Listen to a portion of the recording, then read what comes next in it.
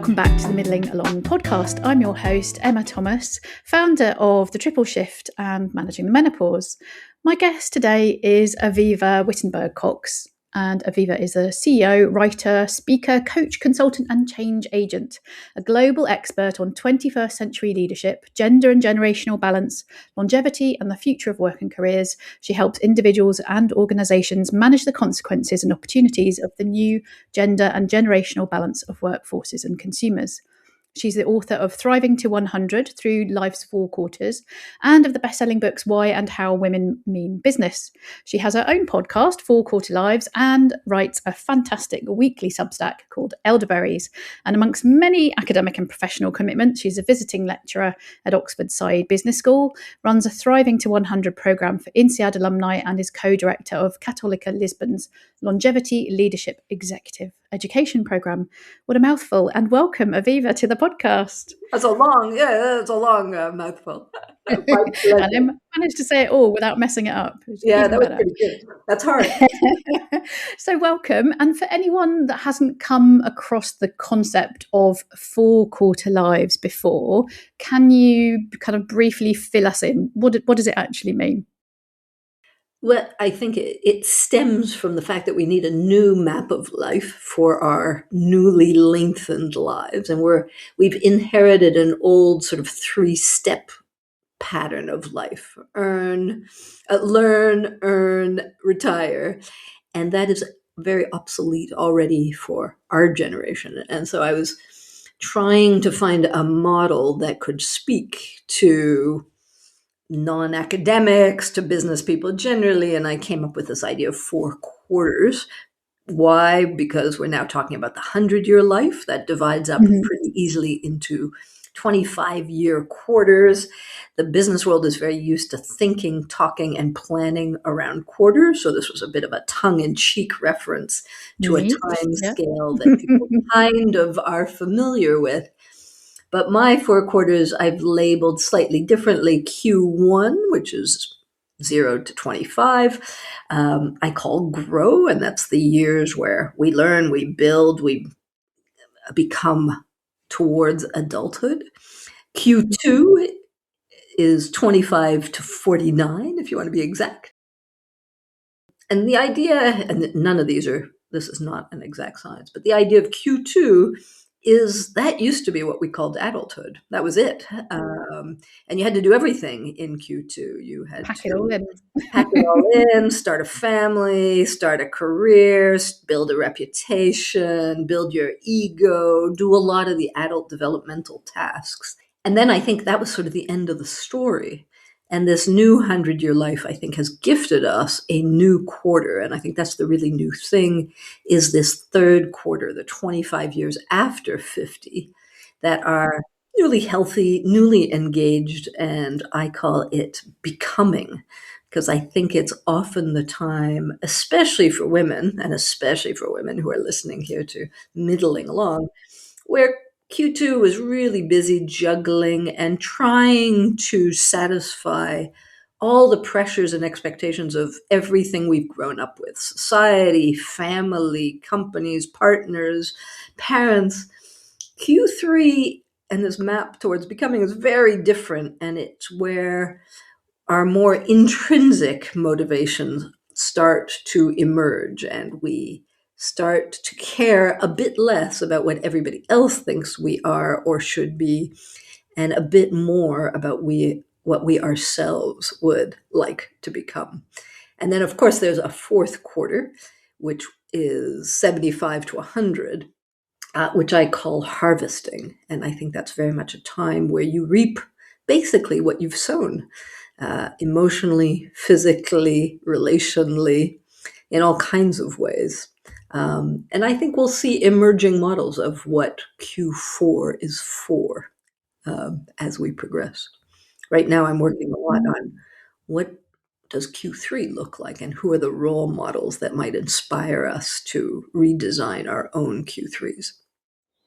Good. Well, hopefully we'll come back to that. But I guess as far as Q4 is concerned, and maybe your plan is to move on to that, but it is very much a sort of, if it's thought about at all, really quite sort of sidelined. I think there was the sort of almost the sort of older generations 55 probably felt old, for my grandmother's era going into that, and the sort of that narrative of decline, retiring, kind of becoming obsolete. But I think still there's very much that sense of that kind of Q4, that 75 and up. Now I feel like that's kind of shifted from Q3 to Q4. Is Yep. that fair? Yeah, no, exactly. We're pushing back a lot of things that used to happen. And I think even Q4 will soon also be redesigned. I mean, we're going to try and expand health spans, age much healthier, and reduce some of the morbidity aspects of real old age towards the very end of life. And that's not yet what we are familiar with, right? We're familiar with this last stage of life being one of all kinds of losses, declines, and often very negatively portrayed. I'd like to see that reframed a bit as a time of legacy building, passing on to the next generation, and active elderhood.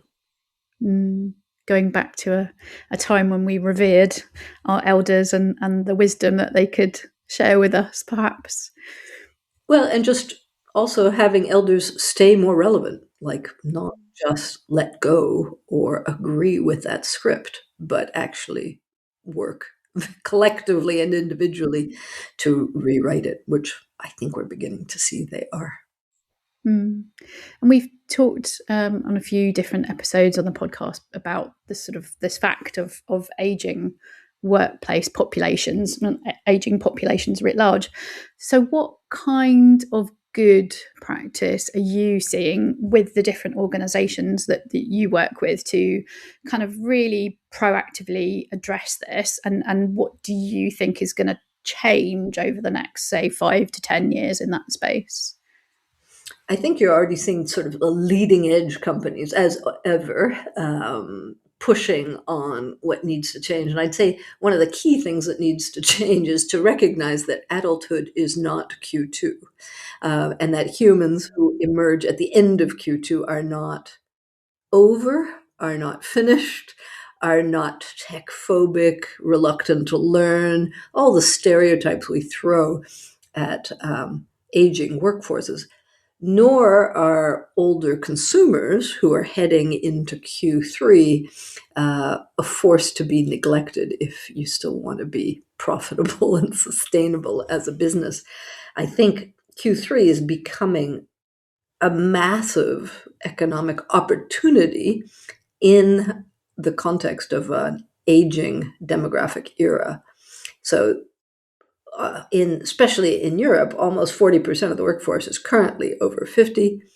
And the faster organizations recognize that they are mostly designed and focused on Q2 as both talent and market, the faster they're able to then adjust and increase the aperture of their thinking, strategic thinking, positioning, and also workforce planning and accompaniment to extend from Q2 to Q3, which is a strange way of doubling your workforce, right?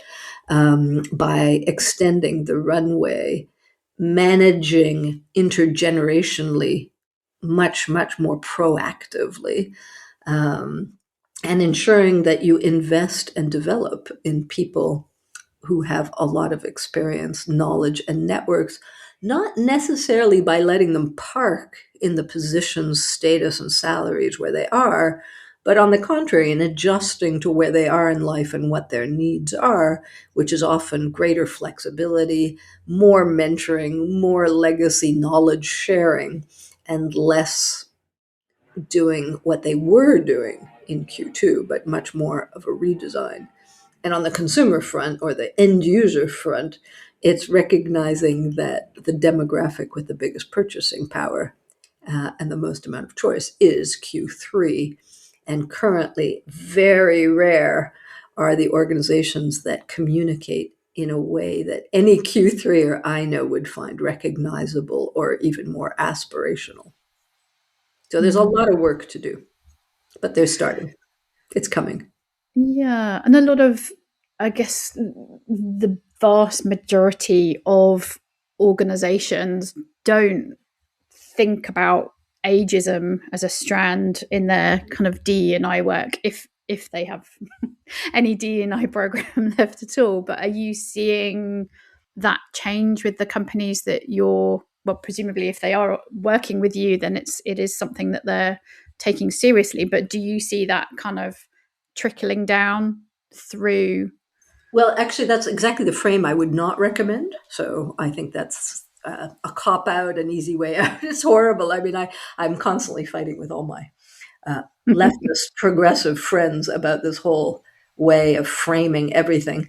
And DEI is not an answer to corporate strategy, right? So if you agree with many people, and certainly with me, that the new demographics of the world is as impactful and transformational as AI or climate change, it's not an issue you add to your already overloaded DEI agenda and then give off Mm, to somebody with no budget and no power.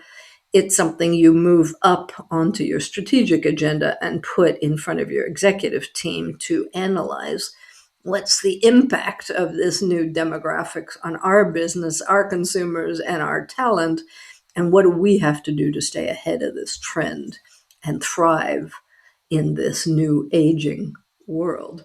That's a very different frame, mm, and I'd keep it as far away from DI anything as possible, especially in its initial phase. That's not the place mm, to start. And I also don't think ageism is the place to start. I know there are a lot of activists who are very effectively working on ageism, which is a global, worldwide problem. That's not the way to bring it into a company. It's just not very constructive, right? That's you want to bring people together. You don't want to start mm, yelling about yet another outrage. We've got enough of those going on. You just want an organization to adapt to a contemporary reality. And that just requires a bit of attention, a bit of prioritizing by the right people, and some serious budgets to address it. But it mm, doesn't require, you know, people love to outrage, right? I mean, they love to add isms, but we have seen just how detrimental to many things yelling about isms has been. And this mm. is from somebody who's worked 20 years on gender balancing the business world. So I speak from experience. It's not the way to get in and launch this topic internally. And it doesn't need to be. It's a super huge positive opportunity for companies to address it constructively. There's no need to start it off on a negative note. Mm. Interesting. But you mentioned, what your work in gender equity. Does it feel to you as though some of that hard-won progress is sliding backwards? I think it was always the case that there were some companies that were serious about it and some that weren't. And now you know who they are because it's become extraordinarily visible again. Um, and that was always the Mm, case. Some of them, mm, and again, you could just watch the way some of these things were managed. Some of them bundled gender under DEI and made it disappear along with 5,000 other minority groups that it wanted to address, and it didn't serve women particularly well to have that bundled in that way. Other companies made it a strategic priority, both for talent and market, and are thriving and relatively gender balanced now. Many companies are. mm, mm. Women are now over half of managers in many countries, right? So it's kind of hard for them to backlash too far. And in terms of your own podcast, which has quite a wide-ranging scope, what are some of the key takeaways, do you think, that you have, things that have really resonated with you, your kind of top takeaways, if you like, from in terms of living longer, living happier, healthier lives? So thinking about sort of the lenses of careers, thinking about the lenses of health and relationships. I mean, it's a huge you've got a huge backlog of episodes there to choose from, but sort of thinking about your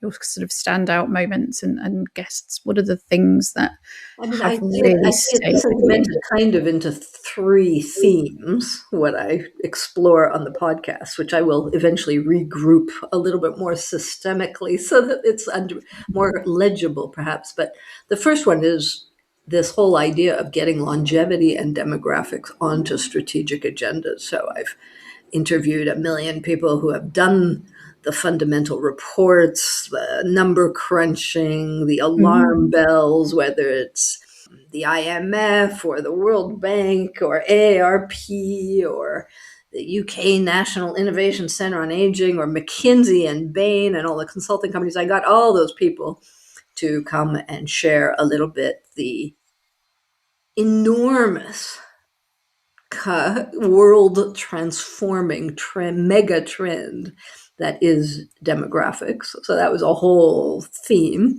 And listen, I didn't need to be convinced. After reading a few books, you get the idea, right? But I do think that the importance of this topic has certainly risen over the last couple of years since the pandemic, but is not yet firmly ensconced on the exco radar of most leaders. So I think there's still work to do in raising awareness and getting people on board with this massive change. The whole second idea is the new Q3 and the focus on 4-quarter lives and getting companies, leaders, and individuals to understand that lives are longer and that changes the shape of your whole life.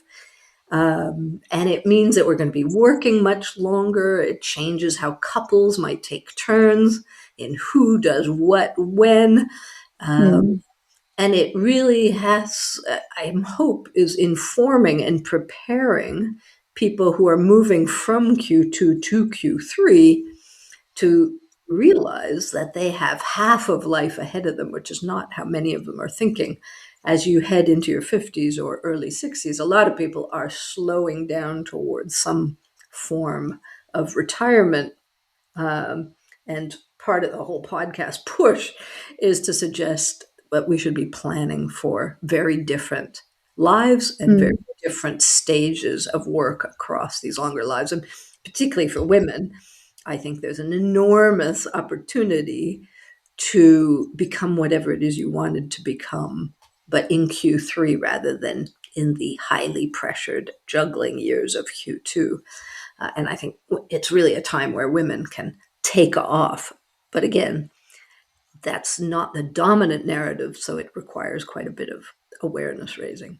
And finally, I do a whole other section on what I call love across life, which is all the sort of personal ramifications on health and wealth and relationships and marriage and divorcing and recoupling and all the other things that are the consequences on our personal lives of these much longer lives and careers. And again, I think just being prepared on how to navigate the personal side of this stuff is complicated. There's lots to learn, there's lots to do. And I think the earlier, so this is also where I think if we can start educating people in Q1 about, well, how do you navigate 100-year lives and how do you build wealth and skills and reputation and relationships that will help you navigate across these 10 decades rather than across the shorter lives that we used to have. Yeah, it's almost like we have to be telling ourselves new stories about what a typical kind of life narrative looks like. I think we're still quite stuck in that kind of behind the times of what the kind of the milestones that we're hitting, or even like you were saying, that in that kind of that expansiveness of Q3 that I think people haven't adjusted to in terms of what could possibly happen in there, but also what needs to happen for a lot of people that they won't be necessarily, they may not be able to afford to retire at 60 or 65. I if can't. they're Nobody can afford to retire at 60 anymore. Very few people. I mean, so yeah. the reality is, of course, we have to be and stay more engaged. So I run these sessions online called the Midlife Rethink. I run them quite regularly. I also run them in Mhm. business schools and companies. And the idea is to try and get people actively thinking and carving out a bit of time to navigate this shift from Q2 to Q3 in a really proactive, thoughtful way. I also do that with couples because I think midlife, a lot of people, if you leave it a little longer, right, a lot of people leave this thinking to retirement. And in Mhm. retirement, many people are in their 60s. It's a little late. You don't have as much runway ahead. But if you start thinking about this in your late 40s or early 50s, really at midlife, you have the opportunity to make changes that will give you a very different second half of life, one that is more aligned with your dreams, your values, your goals, whatever it is. But I really encourage people to recognize that midlife is a great time to take stock, digest the past. I mean, the midlife rethink is in 3 chapters. It's harvest the past, assess the present, and then vision the future. And it's crucial to take a little bit of time to navigate and think about and strategize what you want now, which may be very different than what you wanted in Q2. And it might just be an emerging feeling. It might not be completely yet present. And you need to leave it a little time to come out and breathe some new air. And it also really helps that the people attracted to this kind of program are the people with the appetite for growth and change and more in the decades ahead. And so they are usually still a bit unusual in our current reality. And so bringing them together gives them a lot of mutual support and validation and normalization that this actually isn't a midlife crisis, it's a midlife transition, and it's worth investing in. Is there something about adjusting our attitude to risk taking in that period of change? Yeah, huge. I mean, what's a risk? Is risk changing, dropping everything you've done and starting something new, or is risk staying in what you've always done, thinking that it's going to continue? And I always quote this big OECD study that was done on midlife career changes, proving that those who had changed, um, which many of them would have considered or labeled a risk at the time, actually ended up not only happier but also better off financially. So Interesting. risk is a funny word, and what we call a risk is often just hanging on to a reality that may no longer be true. I guess that Change is good for humans. fear of the We are unknown. designed for change. So hanging on to status quo can be not good for our health, wealth, or growth. Yeah, I mean, I guess sort of getting to midlife and thinking I'll wait it out and see what happens for a couple of years. Might have worked 20, 30 years ago. I'll kind of just drift along into retirement years, but it's a very different picture now. Well, and it's a different picture in part because of longevity. Where if you're sitting at a desk and you suddenly realize you could be there for another 30 years, it's different than if you're sitting at a desk thinking I'll soldier on for another 5. Uh, Mm. and while the latter might have been tolerable for some, the 30 years can be pretty intolerable for many. So, what are your kind of thoughts or sort of predictions in terms of kind of moving on then to Q4 and the kinds of change and development that we might be talking about if we were sitting here in another 5 years' time, maybe, if the podcast was still going in another 5 years. Yeah, well, I am turning 65 this year, so Q4 for me is a decade away. And I always said when I turn 70, I'll start to work on Q3 to Q4. But I have been doing a little bit of researching and listening to a bunch of Q4s about how do they experience, and Substack is a wonderful source because there are more and more people in Mm. Q4 writing about Q4. So you get a little bit more insight about what it is there. And certainly, it's often a time where there's some degree of physical challenge that begins to land on many people, especially depending what they've done in Q3 to mitigate physical issues. There can also be wealth issues, management, money issues. Do they have enough and how much? And again, there's a big issue for women because there's a massive pension gap all across Europe. So if you didn't dial down and make sure in Q3 that you earned, Q4, sadly, for too many, will be a time of financial distress, which is not a good thing and doesn't help anyone. Because I think ideally what Q4 is, and why I called it harvesting, is a time where you can start to think about legacy, paying forward, supporting future generations, whether you've made them or not. I don't think that's only for people with children, but also for people without. What do you want to contribute to or mentor or advise? I think a lot of young people would really appreciate more input from Q4s. And I think often they drift off into a degree of solitude.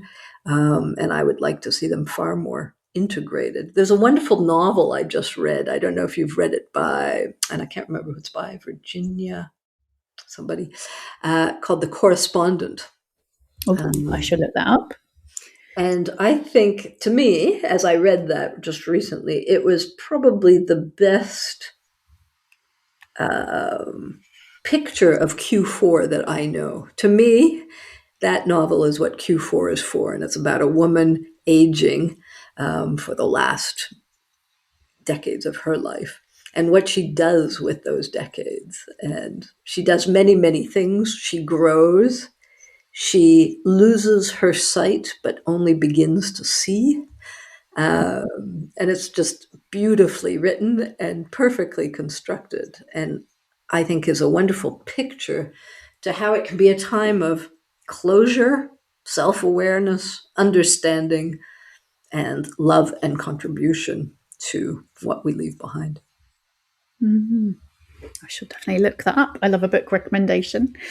Yeah, I think all of us, have this wish to not kind of to fade away, to stay kind of relevant, to stay young at heart, to keep some kind of purpose as we age and get older. And I don't know, I just feel like there's such a degree of negativity around those kind of later years, very long overdue for a But I think everything narrative. everything we know about aging is wrong or outdated or no longer true if you experience it differently yourself, right? So I think we can be, if we choose to be, more healthy, more engaged, more giving, more listening. You often have to do it yourself, right? You reach out, you break down stereotypes, you propose things. I think the appetite is there. I think the world is hungry for more engaged, positive elders. It's also how people feel inside, right? That emanates and will either attract or repel others. But I think it's also a good practice throughout life to make sure that we are not in age silos. Many of us live very limited, aside from our own families. We live in our age groups. And I think the earlier you start practicing a more intentionally intergenerational personal strategy of working and befriending people who are both a decade older and a decade younger, is wonderful preparation. One, to see the road ahead and what its challenges and advantages are.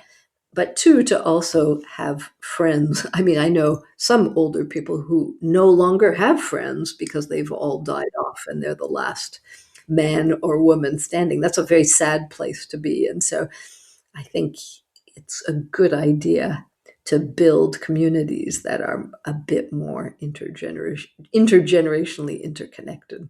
And so that also people know you for a long time, not just what you are when you have become old, but what you used to be like.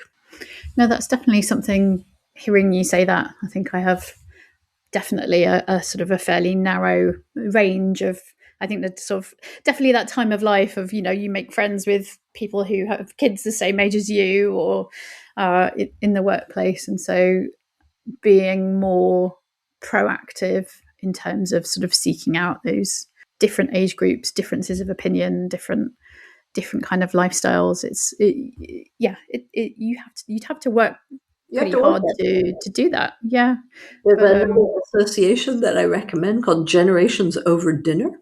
You could just look it up, generationsoverdinner.org, I think, where you host dinner parties where you invite people of different ages. They give you scripts and themes to discuss and vote on. And it's fascinating. And you can. what a brilliant idea. Isn't it a great I idea? Yeah. love that. Right. Definitely doing that. I had to look up the meaning of your name because I did wonder about it, and it signals rebirth, renewal, and vitality, which I thought was Isn't that extremely perfect? apt. Somebody plugging on Q3. What if you were going to completely reinvent yourself? What do you think you might do? What would you love to do? I mean, I'm somebody who's kind of always done what she loved to do because I work for myself and I've always worked for myself and I've switched a few times. And whenever I want to do something, I just do it. But from where I'm sitting now, it's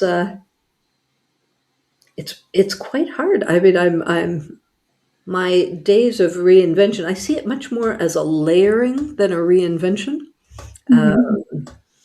I want to write more, but I already write a lot, but I might write slightly different thing, which is why I created Elderberries when I was 60. I started writing much more in a much more personal voice than I ever had before. I'm very attached to my dog. I have a new puppy that I really wanted. So we had to layer a puppy on top of our lives. I've been gifted with the return of my adult daughter back to London, which I never expected after 10 years of running around the globe. So I suddenly have, one of my kids right in my backyard, which is a true gift to an aging human. And I have two pretty glorious little granddaughters who live in Africa and who I visit fairly regularly. So my cup runneth over a little bit, Emma. And what do I want to do and reinvent? No, I'm trying. My mantra for this phase of life is to grow and give. So I try and do both of those things every day.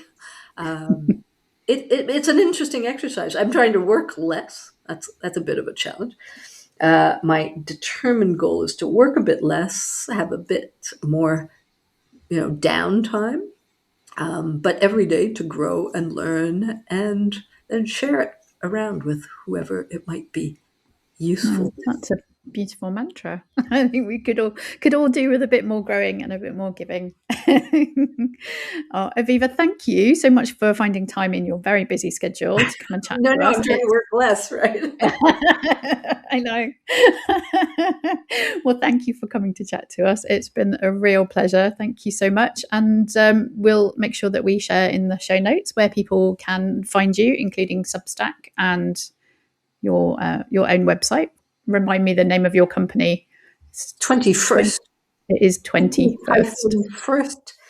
And the podcast is 4 Quarter Lives, available on any platform. Excellent. There's loads of really interesting episodes to check out on there. So thank you. Thank you, Emma. Lovely to speak with you. Thanks for listening to the Middling Along podcast. If you enjoyed today's episode, please go and leave us a review over at Apple Podcasts. You can check out the full back catalogue of all our episodes over at middlingalong.com. You can also find out more about my work as a coach and go to www.thetripleshift.org.